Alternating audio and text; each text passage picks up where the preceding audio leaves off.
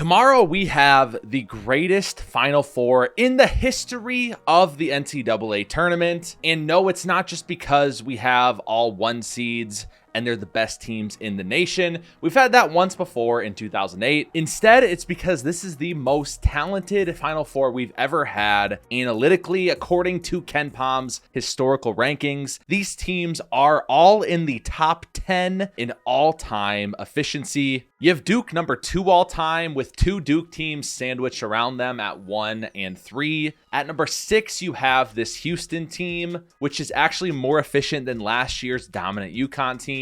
At 8, you have Florida, and at 10, you have Auburn. So today in this video, I want to give you everything you need to know. Well, maybe not everything. I don't pretend to be the smartest person in the world, but everything you need to know before the Final Four tomorrow. Let's start with the first matchup, the number 1 seed Florida versus the number 1 overall seed Auburn. And we'll start with Florida's journey up until this point. Florida started off this year going 13-0. They then lose 3 of their next 8, so they were 18-3 before finishing the season strong, 15-1 the rest of the way, winning the SEC tournament, with the only loss in that stretch being to Georgia. Now, Florida was not expected to be this dominant of a team heading into the year. They were 21st in the preseason top 25, but as we sit right now, they are 3rd in KenPom's efficiency rankings, 2nd in offense, and 10th in defense. And obviously, being in the SEC, Auburn and Florida have played once this year. It was back in February, and it was at Auburn with Elijah Martin out for the Gators.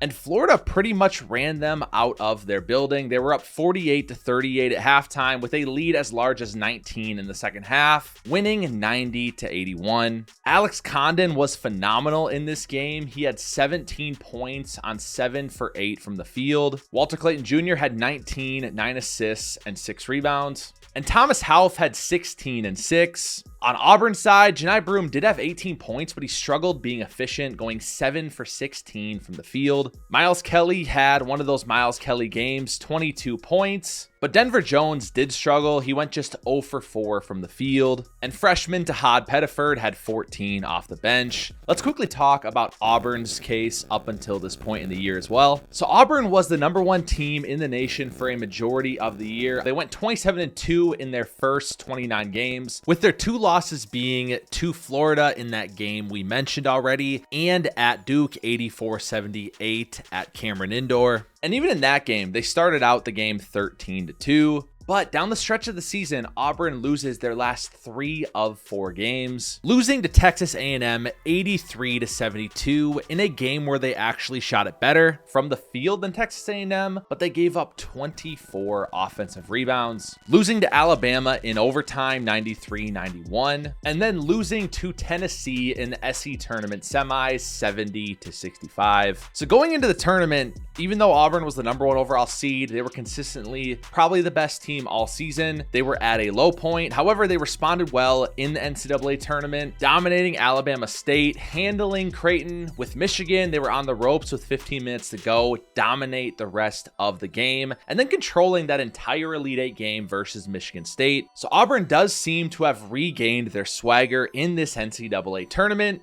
But Florida, on the other hand, while they were dominant down the stretch of the regular season, winning the SEC tournament, they've had a little more trouble in the NCAA tournament, beating UConn 77-75 in the round of 32, and then having to complete a 9-point comeback versus Texas Tech in the Elite 8 in the last just 3 minutes of the game. And that leads us to this Final Four matchup. Who do I think has the edge? Who do I think will win? And what do I think some of the keys will be? Like I said, according to KenPom, Florida has the 2nd best offense in the nation, 10th best defense. Auburn, 3rd best offense, 8th best defense. Remember, in that game at Auburn that Florida beat them, they didn't even have Elijah Martin. So a couple of keys for me. Number 1, I do think with guard play, Walter Clayton Jr. is the best guard on the floor by far. Matter of fact, he's the best guard in the entire country.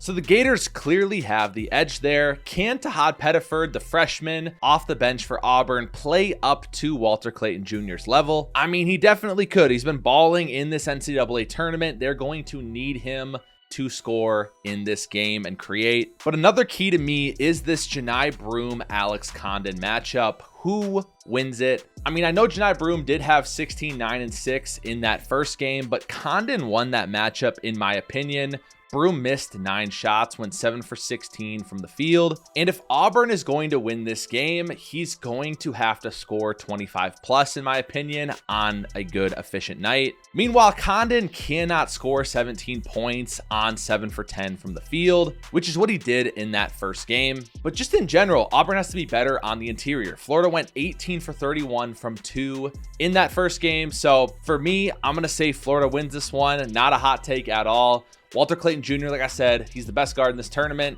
I don't think Auburn has guard play that can keep up. I also don't think that Johni Broome is going to be extremely successful versus Condon and Hauff. Plus, Thomas Hauff just had the game of his life versus Texas Tech. Can he keep that play up in this Final Four game? I'm going to say Walter Clayton Jr. has 25 and 7 in this one. Alex Condon has 16 and 10, and Thomas Hauff finishes with 20 points. Elijah Martin and Will Richard, obviously very important players. I think they both have 12 apiece. And Florida moves on to the title game for the first time since they repeated as champions in 2007. Now, if we want to talk about how can Auburn win this game, because obviously they can. If you're a Tiger fan here, I'm not saying this is a foregone conclusion. Absolutely they can win. But if they're going to win, I think Johni Broome needs to be the star of this game, the best player on the court. He needs to put up 25 minimum on extreme efficiency. Let's say 12, 13 rebounds. He needs to dominate Alex Condon on both sides of the floor. Also, Tahad Pettiford has to have at least 15, ideally closer to 20, maybe 18. And then lastly, a huge key I don't know if many people are talking about, Auburn needs both Denver Jones and Miles Kelly to be on. It feels like in this tournament, at least, only one of them has been on in any given game on the offensive end. They need both guys to have 3+ threes in this game. So anyways, either way, this is going to be a phenomenal game. I'm so excited for it. And now we're going to talk about the second game in the Final Four. Number 1 seed Duke versus number 1 seed Houston. These are the top 2 teams in KenPom, but with 2 drastically different styles. You have the number 1 offense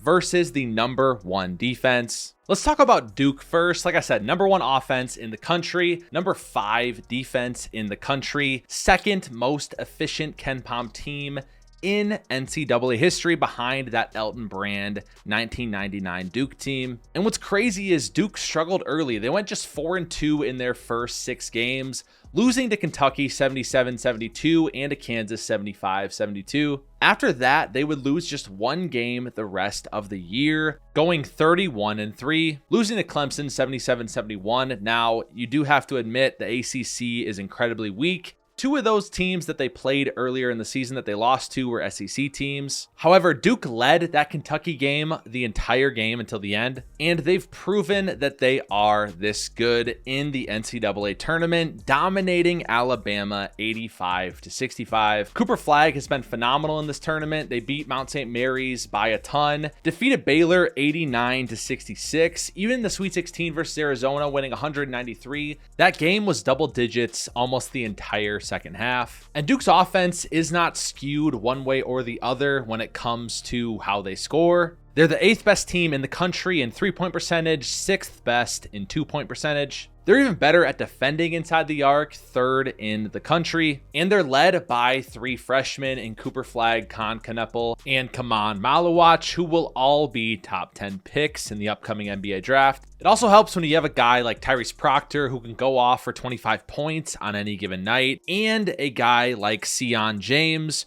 who is obviously a good 3-point shooter, a bigger guard at 6'6", and can defend well. But let's take a look at the Houston side, because at the same time, this is going to be by far the best team Duke has played all year. Like I said, they are 2nd overall in KenPom, and they are the 6th best KenPom team of all time. This Houston team had a huge loss last year in Jamal Shead, the best defender probably in the country, and someone who I think was their 2nd leading scorer last year. At the end of the day, he was their leader, but Kelvin Sampson has developed such a culture at Houston that it's almost getting to the point where it doesn't seem to matter who his personnel is. He's just going to continue to churn out Elite 8 teams year in and year out. Like I said, first defense in the country at 87.4 points per 100 possessions, the 10th best offense. They also struggled out the gate in this season, going just 4-3 to start the year, losing to Auburn, losing to Alabama in overtime, and then losing to San Diego State in overtime as well.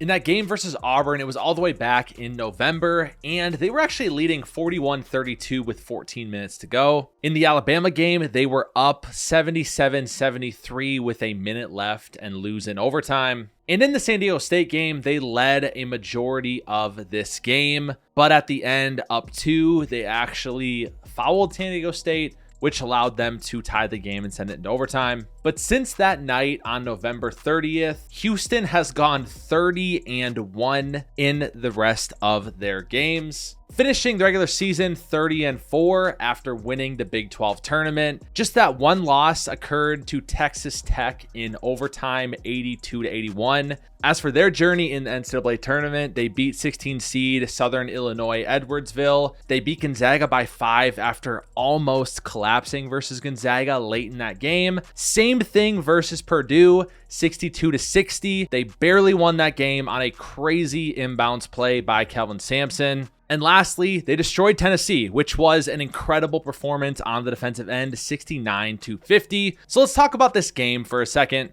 I know that Kaman Maluach has really come on lately. He's 7 feet tall. The draft buzz is crazy, but I wonder what guys like Juwan Roberts and Joseph Tugler have in store for him physicality wise. They're both only listed at 6'8", but they obviously play a lot bigger than that. As for the guard play, it's going to be Milos Uzan, LJ Cryer, Emmanuel Sharp versus Con Knipple, Tyrese Proctor, and Sion James. I do think Houston has the edge in the guard play outside of Con. I just don't trust Sion James or Tyrese Proctor over these Houston guards. Uzan's actually a transfer this year from Oklahoma. Sharp and Cryer were on that incredible Houston team last year that got beat by Duke in the Sweet 16 after Jamal Shed sprained his ankle and could not return. So with that being said, I don't think you stop Cooper Flagg. I think the question is, can you stop Tyrese Proctor? Can you stop Con? And can you limit Kaman Maluach's impact offensively? I really think they do take Maluach out of this game. I think the physicality of Tugler and Roberts, they're two of the best defenders in the nation.